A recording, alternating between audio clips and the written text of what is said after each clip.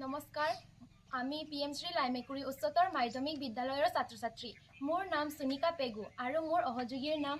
নমস্কাৰ, মোৰ নাম শ্ৰীমতী জুনকি লিম্বু। নমস্কাৰ, মোৰ নাম শ্ৰী অমৰ পাঙি। নমস্কাৰ, মোৰ নাম শ্ৰী কুকিল কুতুম। পচন সাৰ এবিধ জৈৱিক সাৰ। ইয়াক সহজতে প্ৰস্তুত কৰিব পাৰি। এই সাৰৰ প্ৰয়োগৰ যোগেদি প্ৰস্তুত কৰা শাক পাচলিবোৰ আমাৰ স্বাস্থ্যৰ কাৰণে কোনো ক্ষতি নকৰে। আমি ইয়াক বনাবলৈ সামগ্ৰীসমূহ হ'ল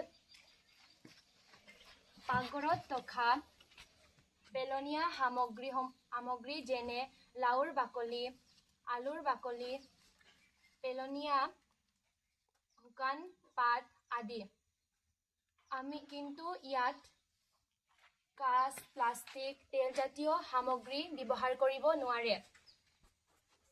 চাহ থকা ঠাইত বা পেলনীয়া ড্ৰামত প্ৰস্তুত কৰিব পাৰি। প্ৰথম স্তূপ পেলনীয়া কাগজ, শুকান পাত। দ্বিতীয় স্তৰ পেলনীয়া সামগ্ৰী যেনে লাওৰ বাকলি, আলুৰ বাকলি ইত্যাদি।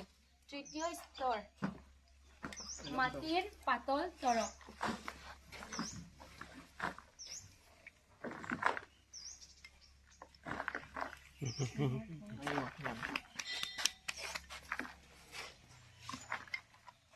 ইয়াত পচন সাৰ হৈ উঠিবলৈ গৰম দিনত 50 দিন সময় লাগে আৰু ঠাণ্ডা দিনত 90 দিন সময় লাগে।